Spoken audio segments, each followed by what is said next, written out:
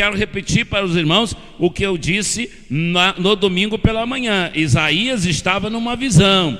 Aquela brasa não é uma brasa que veio derretendo o tecido labial de Isaías e arrebentou ele caiu arrebentado, nada disso. Ele estava numa visão. É coisa muito mais profunda do que um machucado, um corte, um ferimento físico. Aquilo tocou na alma dele, mexeu na alma dele, e ele disse que ali ele foi purificado mediante a intervenção do Espírito de Deus, e dali Isaías sai para cumprir a missão do Senhor. Quando ele ouve a voz: a quem enviarei, quem há de ir por nós? Ele diz prontamente: eis-me aqui, envia-me a mim. Então é uma síntese, né, do que eu falei com os irmãos no domingo passado pela manhã.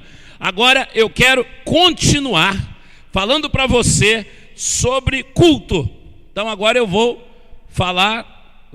fazer uma reflexão sobre culto, a número 2, para eu não colocar muito tema nesse negócio, para não perder a ênfase. Eu quero que a gente estude o centro da coisa, a ideia que é culto, o que é culto e como que culto funciona. Então nós já fomos lá no culto, num perfeito culto, aquele que Isaías foi diante do trono de Deus. Meus irmãos, eu quero usar como texto base nesse tempo o Salmo de número 29, o verso 2. Salmo de número 29, no verso 2, o salmista nos chama a cultuarmos ao Senhor. Ele nos chama a nos colocarmos diante de Deus para prestarmos um culto. E aí ele diz assim: dai ao Senhor a glória devida ao seu nome. Adorai o Senhor na beleza da santidade. Olha que coisa extraordinária. Dai ao Senhor a glória devida ao seu nome. Adorai o Senhor na beleza da santidade. Salmo de número 29, o verso 2. Foi o texto que nós lemos agora. O ser humano, ele é um ser naturalmente religioso. A religiosidade, ela é inerente da personalidade humana. O ser humano, sendo um ser religioso, há nele uma ideia inata da existência de um ser superior a ele. Ele já carrega isso com ele. Há um ser que é superior a mim. Por isso que o nativo está lá na sua tribo, ele está de joelhos, adorando ao sol, adorando a lua, adorando as estrelas, adorando as árvores, adorando animais. Em todas as culturas, o homem é um ser religioso.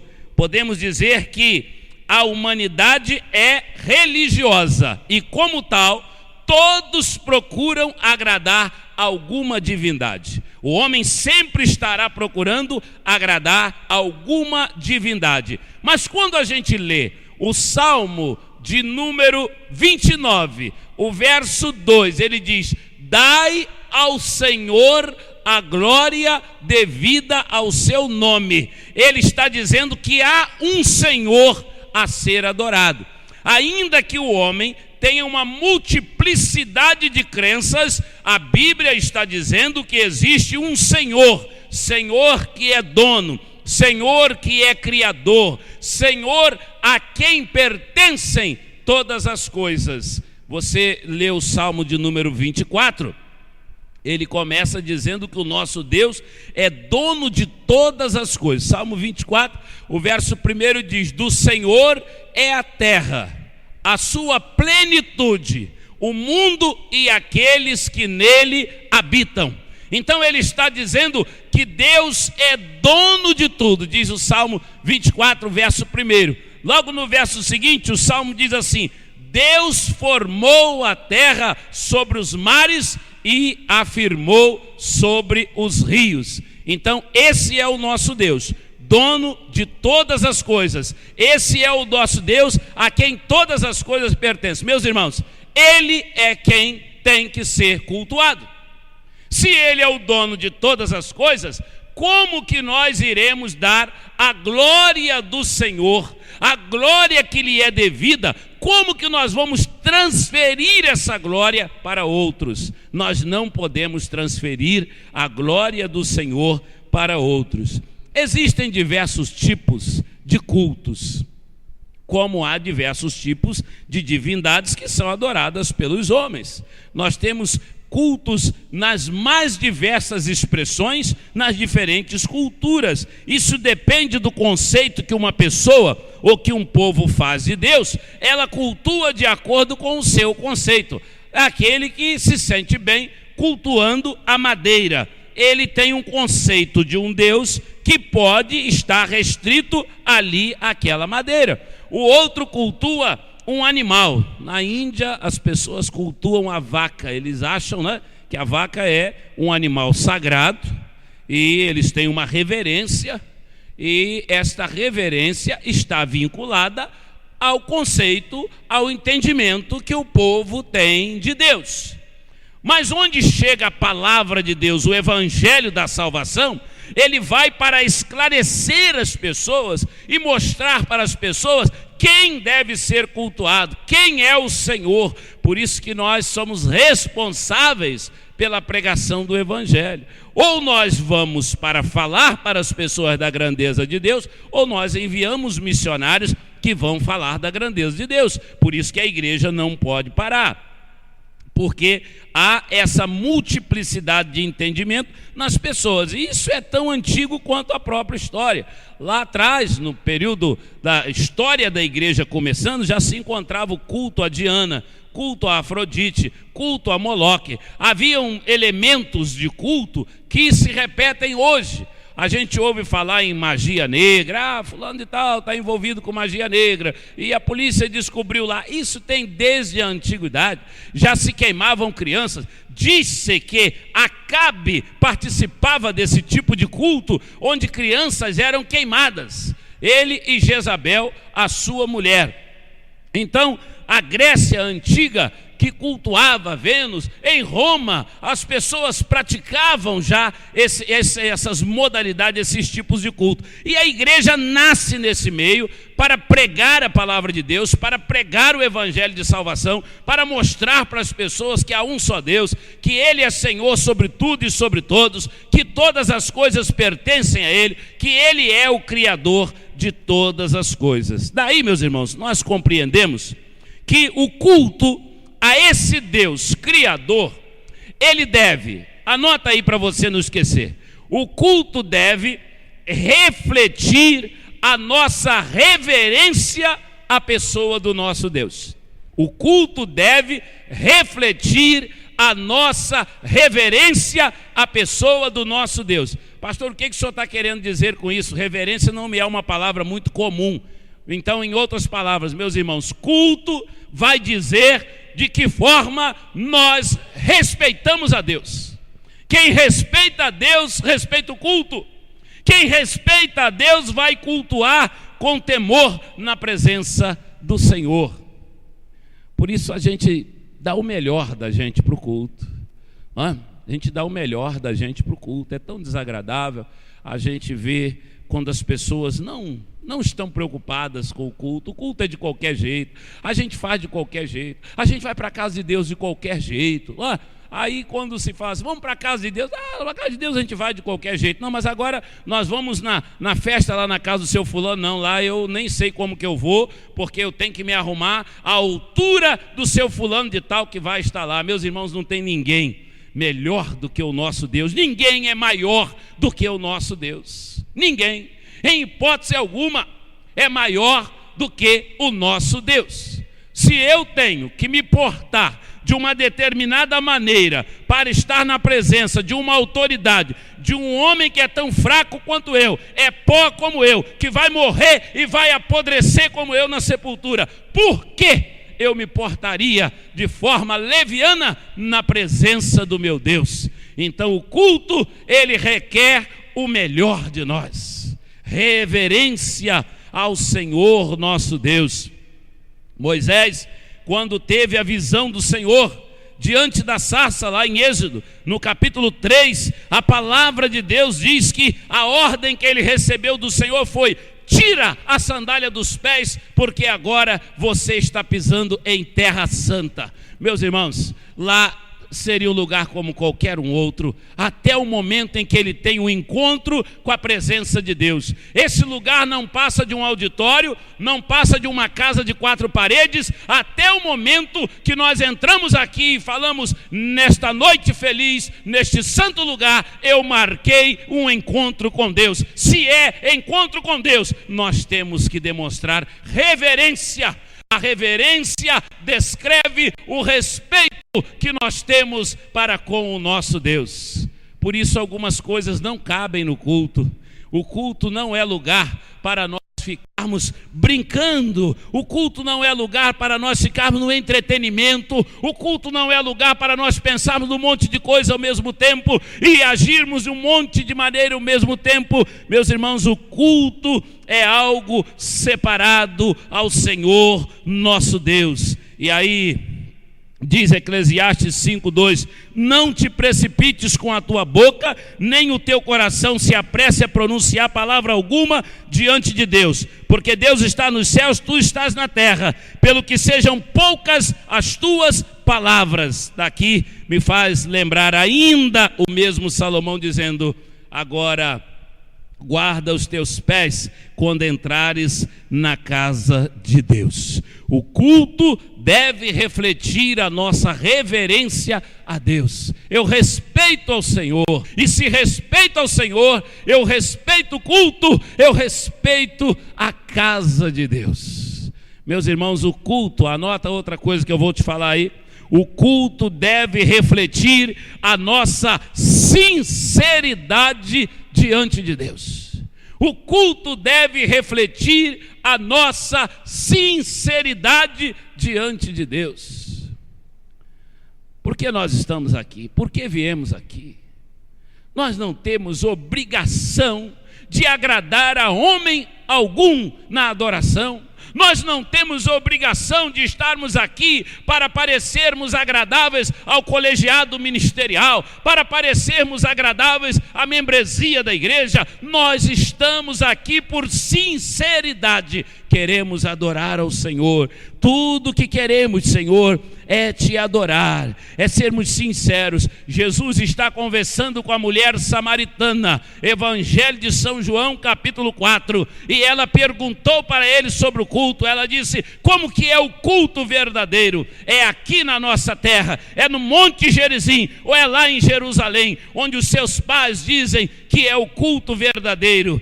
E aí ela esperava certamente que Jesus fosse dizer para ela: o culto verdadeiro é em Jerusalém, porque Jerusalém é a cidade de Deus, Jerusalém é a cidade escolhida. Mas ela foi surpreendida no verso 4, quando Jesus disse para ela: minha querida filha, Deus é Espírito. João 4:24. Deus é Espírito, e importa que aqueles que o adoram, adorem em espírito e em verdade. Eu pergunto para o irmão o seguinte: o seu espírito está aqui adorando a Deus? Você tem colocado o seu espírito no culto? O culto é espiritual quando seu espírito está no culto.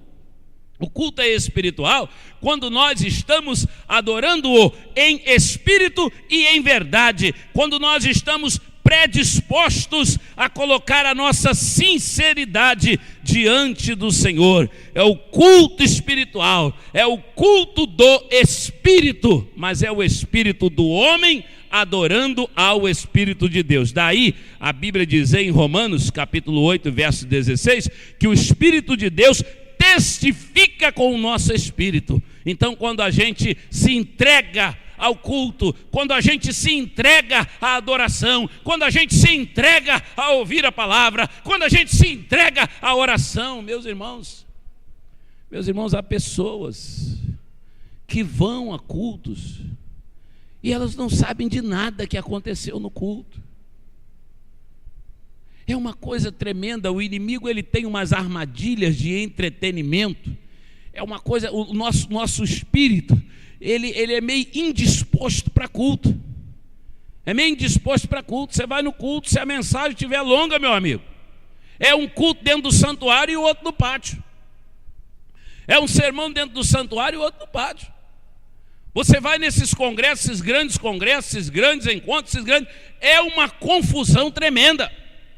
Dessa turma que vai para congresso, que vai para encontros, eu vou dizer para os irmãos assim, para não pecar muito. Um terço sabe o que se pregou lá, o resto não sabe nada.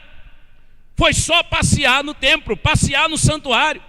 É gente que entra na igreja, não sabe sequer o texto básico da mensagem que ouviu. E aí eu pergunto para você, como que Deus vai falar na alma, como que Deus vai falar no coração de um ser humano que vai ao culto, mas não está buscando Deus? Ele está procurando outras coisas no culto que não seja Deus.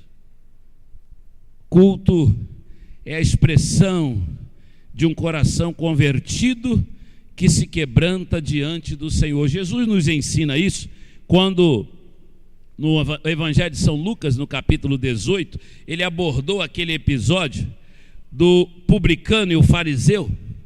E o fariseu chegou para cultuar e ele dizia: olha, eu te dou graças, Senhor, porque eu não sou como essa cambada que aí está. Te dou graças, Senhor, porque eu sou da classe superior. Eu te dou graças, Senhor, porque nós somos os donos da religião. Eu te dou graças, Senhor, porque a minha família... Aí veio o publicano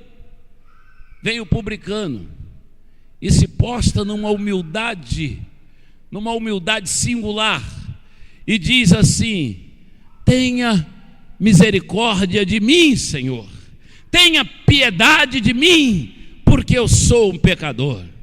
Aquele é o culto de um coração sincero, de uma alma quebrantada, de um espírito que está querendo intimidade com o Espírito de Deus. E a Bíblia diz que Deus resiste aos soberbos e dá graça aos humildes. Esse é o nosso Deus. Então você anotou aí?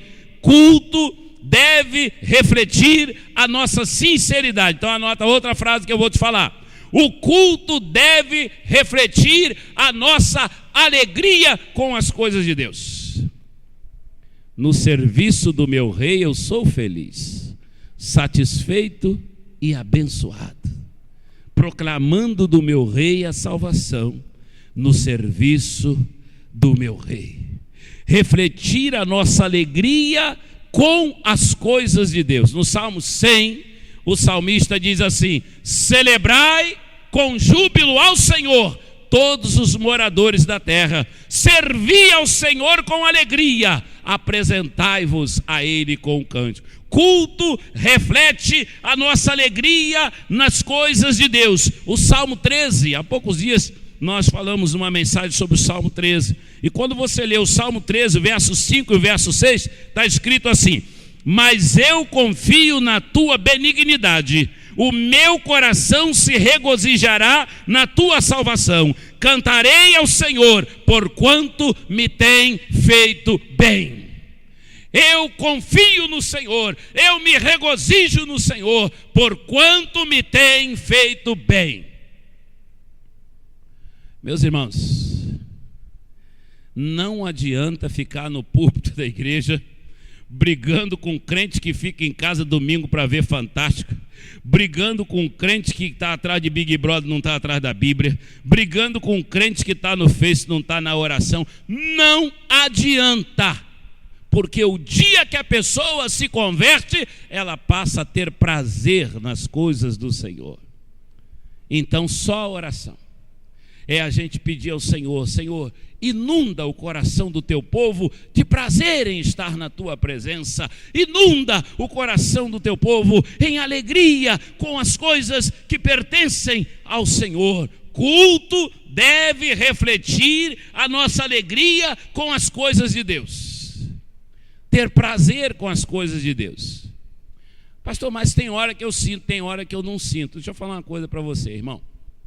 Eu não estou dizendo para você para você entrar aqui na igreja rindo para todo mundo olhar para você e dizer: olha que bonito, ali vai um irmão que tem alegria com as coisas de Deus. Não estou dizendo isso para você, irmã, para você entrar aqui rindo para todo mundo e abraçando todo mundo, para todo mundo dizer: olha, ali está uma irmã que tem alegria com as coisas de Deus. Não estou dizendo, isso é coisa muito mais séria, coisa muito mais séria. Se você não consegue orar, se você não consegue ouvir mensagem, se você não consegue adorar ao Senhor, se você ainda, quem sabe por desventura, o pessoal está aqui ministrando louvor e você está olhando para ver como que está a camisa do moço que está tocando, como que está a afinação da moça que está cantando, se você ainda está nisso, preste atenção com muito carinho, com muito amor, ore a Deus e fala: Senhor, muda o meu coração, muda a minha forma de se apresentar. Sabe por quê? Você, quando vem na casa de Deus para o culto, você não está se apresentando a pastor, aos levitas, ao colegiado ministerial, aos diáconos. Você está se apresentando ao seu Deus.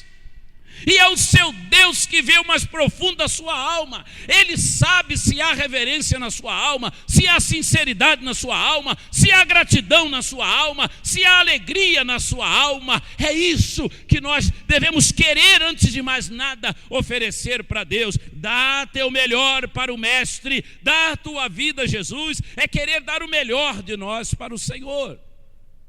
E quantas vezes você entra por essas portas adentro, mas você deixou um problema lá fora, gigantesco, que está te perseguindo, às vezes está te atrapalhando de cultuar, está te atrapalhando de ficar na presença do Senhor.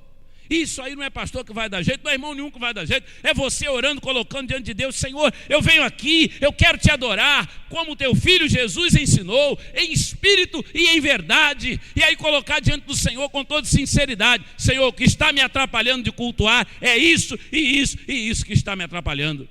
Eu não estou em sintonia com o Espírito do Senhor. O pecado não tem me deixado estar em sintonia com o Espírito do Senhor. As amarguras, as tristezas que eu tenho vivido na minha casa, as tristezas que eu tenho vivido na minha família, a minha incerteza dentro do meu local de trabalho, Senhor, tudo isso está me atrapalhando e eu quero cultuar ao Senhor em espírito e em verdade.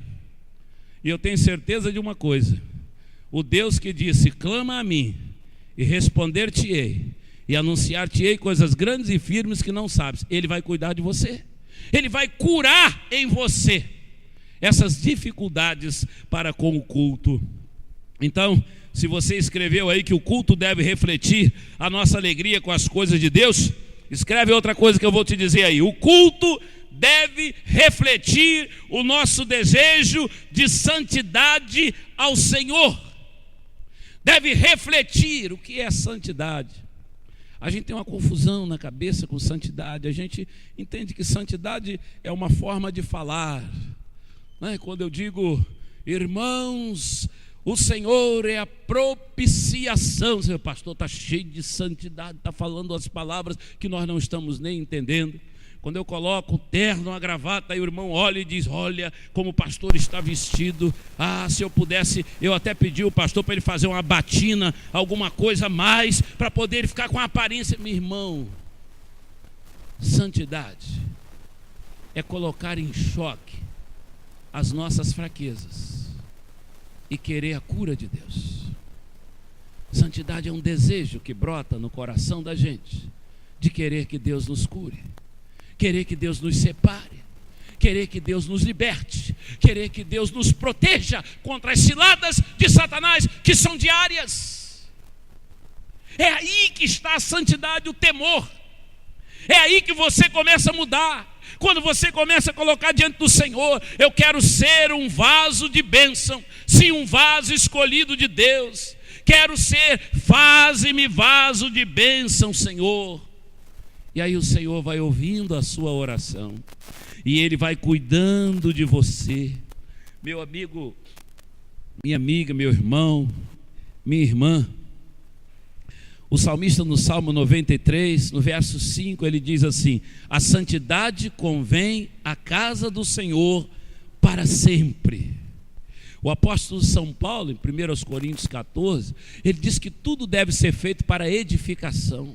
Quer comamos, bebamos, façamos qualquer outra coisa, fazemos tudo para a glória de Deus. Eu gosto de umas preocupações que o salmista tem no Salmo 19. Pega a sua Bíblia aí e abre no Salmo 19 para você ler comigo.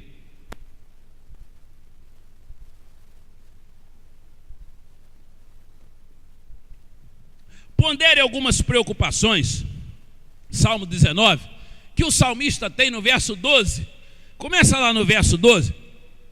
Ele destaca 3 preocupações que um verdadeiro adorador deve ter.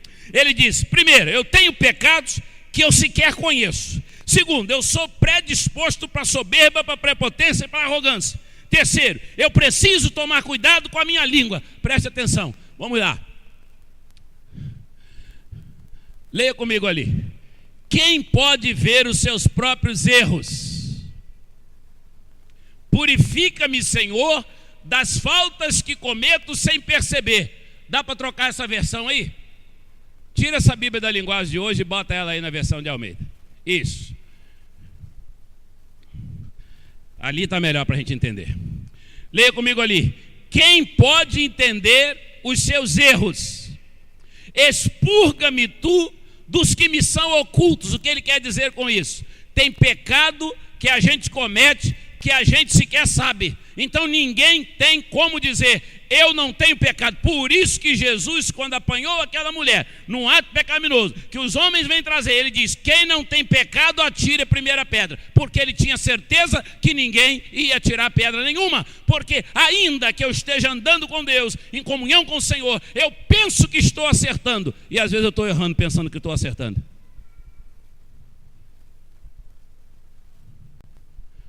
Eu sou muito bom, eu sou melhor do que você, eu sou superior a você, eu tenho um zelo.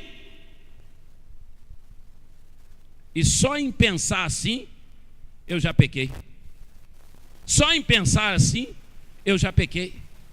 Daí então, o salmista dizer, quem pode entender os seus erros, expurga-me dos que me são ocultos. Ele disse, ainda que eu me coloque em confissão diante do Senhor, ainda que eu me entregue ao Senhor, ainda que eu me quebrante diante do Senhor, mas tenha misericórdia de mim por aquilo que é pecado e eu penso que não é. Você está entendendo o que ele está dizendo? Então uma das coisas que ele diz que o adorador tem que ter preocupação quando ele está se dirigindo ao Senhor, quando ele está buscando ao Senhor, pecados que sequer conheço. Agora, no verso seguinte, também da soberba guarda o teu servo, para que ela não se assenhoreie de mim. Então eu serei sincero e ficarei limpo da grande transgressão. Às vezes a pessoa não percebe, ela é tomada da soberba, irmãos. Ela é tomada da prepotência, ela é tomada da arrogância. Eu sou mais eu, que eu faço, eu já fiz, e eu vou fazer, e eu vou. Nós vamos nada, irmãos. Nós somos nada, nós somos um grão de areia nas mãos do Senhor. Que somos nós? A gente está aqui hoje, andando, movimentando-se, cultuando. Amanhã onde a gente pode estar? Quem sabe onde nós vamos estar amanhã? O dono de todas as coisas é Deus. E o salmista ele diz, eu quero ser adorador. Senhor, guarda o teu servo da soberba, para que ela não tome conta de mim. Você está andando com Deus? Você está em intimidade com Deus? Você está bem com Deus? Cuidado aquele que está em pé, para que não caia. O apóstolo já dizia isso. Cuidado. Você está em pé, está de pé, está servindo ao Senhor, então vá com humildade, vá com quebrantamento, aceite a ministração da palavra sobre a sua vida, aceite a oração, seja crente liderável, porque o Senhor vai te levar muito longe. E uma outra coisa, vai no verso seguinte, que o salmista fala que todo adorador deve tomar cuidado com a língua, cuidado com a língua. Cuidado com o que você fala, cuidado com aquilo onde em que você põe o seu coração. Sejam agradáveis as palavras da minha boca e a meditação do meu coração perante a tua face, Senhor, rocha minha e redentor meu. Então ele diz que culto pressupõe desejo de andar com o Senhor, desejo de santidade, preocupação. Então deixa eu terminar dizendo para você, em penúltimo, que o culto deve refletir comunhão e não ajuntamento de pessoas. Quando a gente tem um ajuntamento de pessoas, eu me recordo lá no interior que havia um irmão que ele criava muitos bichos, e ele criava carneiro, criava porcos, criava vacas, e aquele irmão não ia frequentemente ao culto, não. Então de vez em quando ele falava assim: olha, eu estou precisando ir ao culto. Olha aqui, irmão, que eu estou com as vacas para vender, eu vou vender essas vacas lá no culto. Aí ele chegava assim, olhava aquele irmão que tinha um pedacinho de terra também, ele sentava do lado do irmão na igreja, mas eu estou com as vaquinhas lá para vender, um negocinho bom. Aí depois, quando terminava, ele dizia assim: demos um negócio bom lá na igreja, vendia as vacas todas. Tristeza, né, irmão? Tristeza, né? Que tristeza, né? Meus irmãos, culto deve refletir comunhão e não ajuntamento para tratar de interesses pessoais. O que você vem fazer na casa de Deus? Por que você saiu de casa hoje? Por que você... Hoje estava até bonzinho para ficar em casa, não estava? Deu uma refrescada agora à tarde, né? Estava até bonzinho. Mas por que você veio para a igreja? Pastor, porque eu preciso adorar ao meu Deus. Eu preciso me colocar diante dele. A comunhão, ela é o fortalecimento dos laços da nossa fé. Eu preciso estar na casa de Deus. A minha alma tem sede de Deus. E o salmista chega a dizer: alegrei-me quando me disseram, vamos à casa do Senhor. O Salmo 133, esse salmo pequenininho, né? O Salmo 133, ó, quão bom e quão suave é que os irmãos vivam em união. É como óleo precioso sobre a cabeça, que desce sobre a barba de Arão, que desce a gola de suas vestes, como orvalho de Hermon, que desce sobre os montes de Sião, lugar de comunhão. Aí termina dizendo assim: onde há comunhão, porque ali aonde? Onde há comunhão, onde os irmãos vivem em união, onde os irmãos se unem na comunhão cristã, ele disse: ali o Senhor ordena a bênção e a vida. E eu recebo a bênção de Deus no culto. O culto abençoa a minha vida, o culto abençoa a minha casa, o culto abençoa a minha fé. Eu preciso estar no culto, eu preciso estar. É por isso que a gente vai andar por essa cidade aos domingos e a gente vai ver crente indo para a Assembleia de Deus, crente indo para a Congregacional, crente indo para a Presbiteriana, crente indo para a Batista, crente indo para todo lado, porque o povo de Deus sabe que precisa do Senhor. Nós precisamos do culto. É ali que o Senhor ordena a bênção e a vida. Isso não pode ser roubado, irmãos. Nós não podemos roubar isso. Eu não tenho direito de assentar do lado do meu irmão e distrair a atenção dele, de atrapalhá-lo a cultuar. Eu não tenho direito de fazer isto. Porque o nosso encontro no culto não é um ajuntamento de pessoas. Depois a gente tem ajuntamento, termina o culto, a gente tem um ajuntamento, a gente bate papo, a gente vai fazer lanche, e terminou o culto, e tem almoço, e terminou o culto, mas na hora do culto é o culto, e eu não posso roubar o privilégio do meu irmão de ouvir a palavra de Deus. Meus irmãos, o culto deve refletir comunhão e não ajuntamento. Vamos terminar? O culto deve refletir um desejo ardente, único, exclusivo, ainda que haja uma redundância da língua portuguesa, mas eu prefiro me expressar dessa forma para compreender a profundidade e o sentido da frase.